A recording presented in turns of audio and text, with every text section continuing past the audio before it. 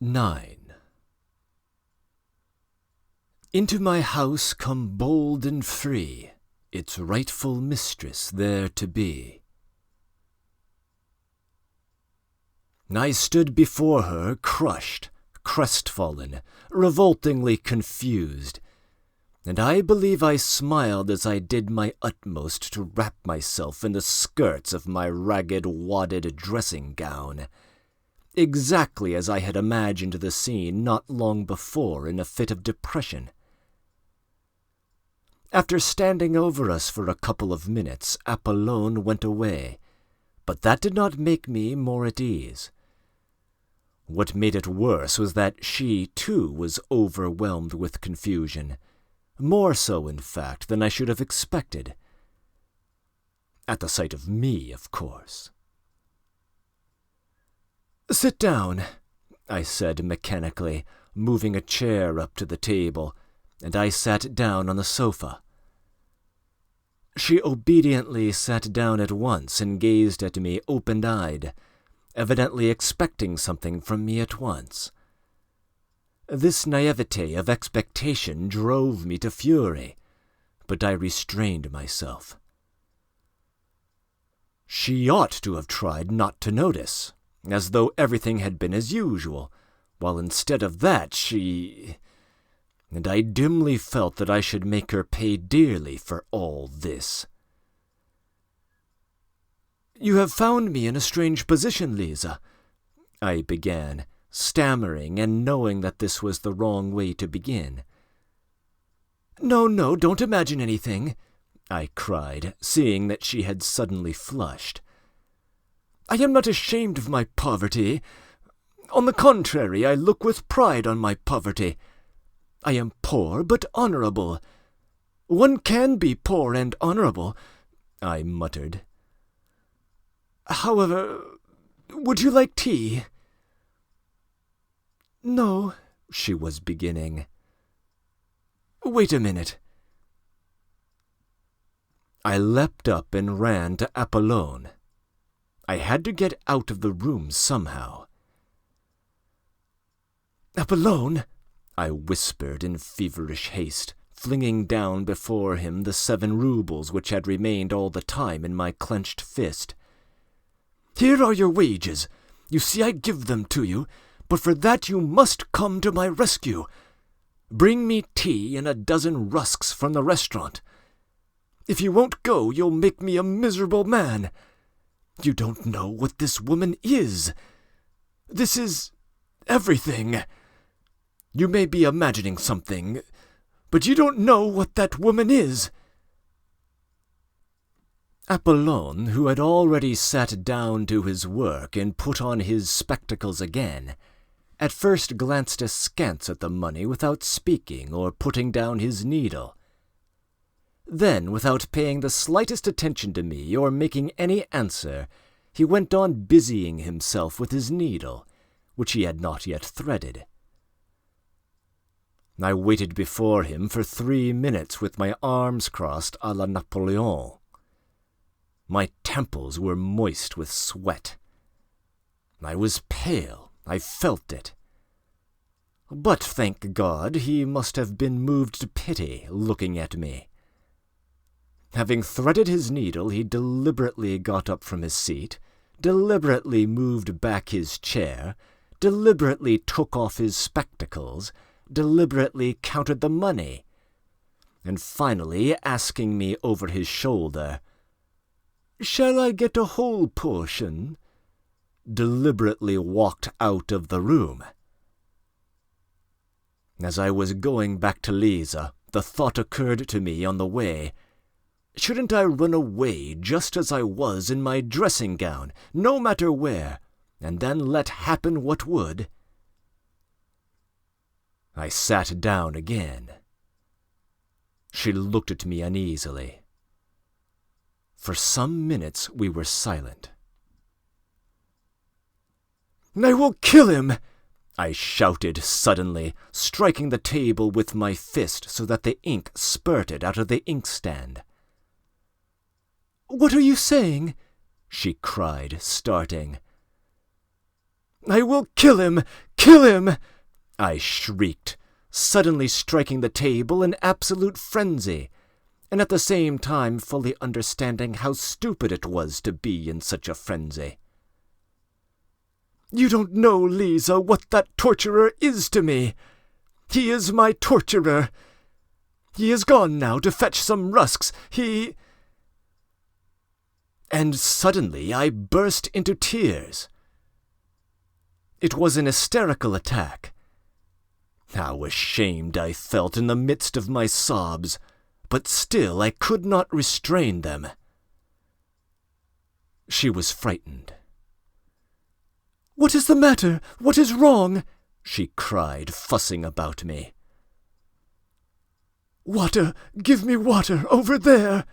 I muttered in a faint voice, though I was inwardly conscious that I could have got on very well without water and without muttering in a faint voice. But I was what is called putting it on to save appearances, though the attack was a genuine one. She gave me water, looking at me in bewilderment. At that moment Apollon brought in the tea. It suddenly seemed to me that this commonplace, prosaic tea was horribly undignified and paltry after all that had happened, and I blushed crimson. Lisa looked at Apollon with positive alarm. He went out without a glance at either of us. "Lisa, do you despise me?" I asked, looking at her fixedly, trembling with impatience to know what she was thinking. She was confused and did not know what to answer. "Drink your tea," I said to her angrily. I was angry with myself, but of course it was she who would have to pay for it. A horrible spite against her suddenly surged up in my heart. I believe I could have killed her. To revenge myself on her, I swore inwardly not to say a word to her all the time. She is the cause of it all, I thought. Our silence lasted for 5 minutes. The tea stood on the table. We did not touch it. I had got to the point of purposely refraining from beginning in order to embarrass her further. It was awkward for her to begin alone. Several times she glanced at me with mournful perplexity. I was obstinately silent. I was, of course, myself the chief sufferer, because I was fully conscious of the disgusting meanness of my spiteful stupidity, and yet at the same time I could not restrain myself. "I want to get away from there altogether," she began, to break the silence in some way. But, poor girl, that was just what she ought not to have spoken about at such a stupid moment to a man so stupid as I was. My heart positively ached with pity for her tactless and unnecessary straightforwardness. But something hideous at once stifled all compassion in me. It even provoked me to greater venom. I did not care what happened. Another 5 minutes passed. "Perhaps I am in your way," she began timidly, hardly audibly, and was getting up. But as soon as I saw this first impulse of wounded dignity, I positively trembled with spite, and at once burst out. "Why have you come to me? Tell me that, please," I began, gasping for breath and regardless of logical connection in my words. I longed to have it all out at once, at one burst. I did not even trouble how to begin. "Why have you come? Answer! Answer!" I cried, hardly knowing what I was doing. "I'll tell you, my good girl, why you have come. You've come because I talked sentimental stuff to you then. So now you are soft as butter and longing for fine sentiments again. So you may as well know that I was laughing at you then, and I am laughing at you now. Why are you shuddering?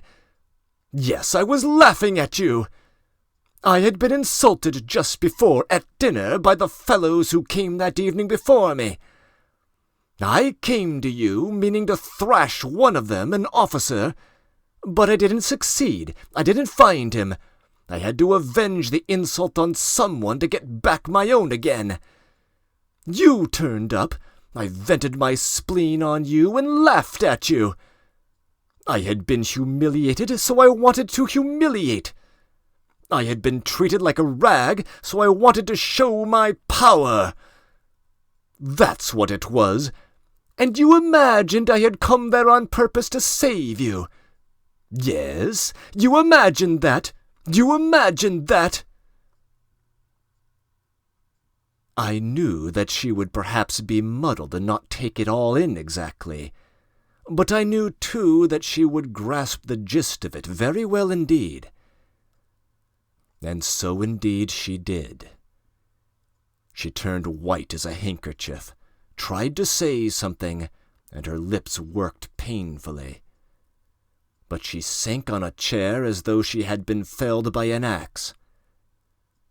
And all the time afterwards she listened to me with her lips parted and her eyes wide open, shuddering with awful terror. The cynicism of my words overwhelmed her. "Save you!" I went on, jumping up from my chair and running up and down the room before her. "Save you from what? But perhaps I am worse than you myself. Why didn't you throw it in my teeth when I was giving you that sermon? But what did you come here yourself for? Was it to read us a sermon? Power! Power was what I wanted then. Sport was what I wanted. I wanted to wring out your tears, your humiliation, your hysteria. That was what I wanted then. Of course I couldn't keep it up then, because I am a wretched creature. I was frightened, and the devil knows why, gave you my address in my folly. Afterwards, before I got home, I was cursing and swearing at you because of that address. I hated you already because of the lies I had told you. Because I only like playing with words, only dreaming. But do you know what I really want is that you should all go to hell? That is what I want. I want peace. Yes, I'd sell the whole world for a farthing, straight off, so long as I was left in peace. Is the world to go to pot, or am I to go without my tea? I say that the world may go to pot for me, so long as I always get my tea. Did you know that or not? Well, anyway, I know that I am a blackguard, a scoundrel, an egoist, a sluggard. Here I have been shuddering for the last 3 days at the thought of your coming.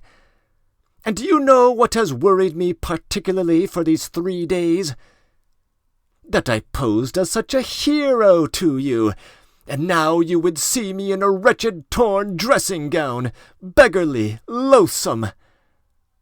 I told you just now that I was not ashamed of my poverty, so you may as well know that I am ashamed of it. I am more ashamed of it than of anything, more afraid of it than of being found out if I were a thief, because I am as vain as though I had been skinned and the very air blowing on me hurt. Surely by now you must realize that I shall never forgive you for having found me in this wretched dressing-gown, just as I was flying at Apollon like a spiteful cur. The saviour, the former hero, was flying like a mangy, unkempt sheepdog at his lackey, and the lackey was jeering at him. And I shall never forgive you for the tears I could not help shedding before you just now, like some silly woman put to shame. And for what I am confessing to you now, I shall never forgive you either. Yes, you must answer for it all because you turned up like this. Because I am a blackguard, because I am the nastiest, stupidest, absurdest, and most envious of all the worms on earth, who are not a bit better than I am, but the devil knows why, are never put to confusion, while I shall always be insulted by every louse. That is my doom. And what is it to me that you don't understand a word of this? And what do I care? What do I care about you, and whether you go to ruin there or not? Do you understand? How I shall hate you now after saying this, for having been here and listening. Why, it's not once in a lifetime a man speaks out like this, and then it is in hysterics. What more do you want? Why do you still stand confronting me after all this? Why are you worrying me? Why don't you go?" But at this point a strange thing happened. I was so accustomed to think and imagine everything from books, and to picture everything in the world to myself just as I had made it up in my dreams beforehand, that I could not all at once take in this strange circumstance. What happened was this. Lisa, insulted and crushed by me, understood a great deal more than I imagined. She understood from all this what a woman understands first of all, if she feels genuine love, that is, that I was myself unhappy. The frightened and wounded expression on her face was followed first by a look of sorrowful perplexity. When I began calling myself a scoundrel and a blackguard, and my tears flowed, the tirade was accompanied throughout by tears, her whole face worked convulsively. She was on the point of getting up and stopping me. When I finished, she took no notice of my shouting, "Why are you here? Why don't you go away?" but realized only that it must have been very bitter to me to say all this. Besides, she was so crushed, poor girl. She considered herself infinitely beneath me. How could she feel anger or resentment? She suddenly leapt up from her chair with an irresistible impulse and held out her hands, yearning towards me, though still timid and not daring to stir. At this point there was a revulsion in my heart too. Then she suddenly rushed to me, threw her arms round me, and burst into tears. I, too, could not restrain myself, and sobbed as I never had before.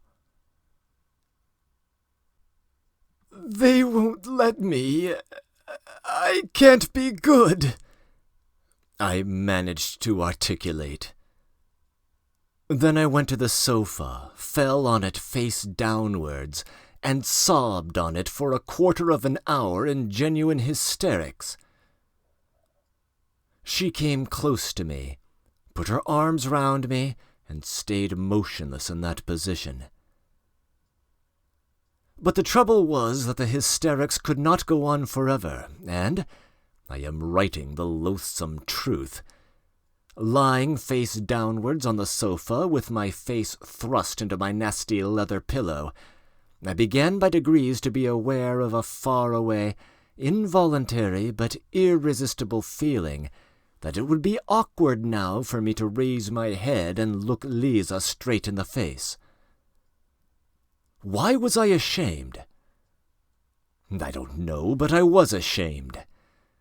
The thought, too, came into my overwrought brain that our parts now were completely changed, that she was now the heroine, while I was just such a crushed and humiliated creature as she had been before me that night, 4 days before. And all this came into my mind during the minutes I was lying on my face on the sofa. My God, surely I was not envious of her then. I don't know. To this day I cannot decide, and at the time, of course, I was still less able to understand what I was feeling than now. I cannot get on without domineering and tyrannizing over someone, but There is no explaining anything by reasoning, and so it is useless to reason. I conquered myself, however, and raised my head. I had to do so sooner or later, and I am convinced to this day that it was just because I was ashamed to look at her that another feeling was suddenly kindled and flamed up in my heart. A feeling of mastery and possession. My eyes gleamed with passion, and I gripped her hands tightly. How I hated her, and how I was drawn to her at that minute. The one feeling intensified the other. It was almost like an act of vengeance. At first there was a look of amazement, even of terror on her face, but only for one instant. She warmly and rapturously embraced me.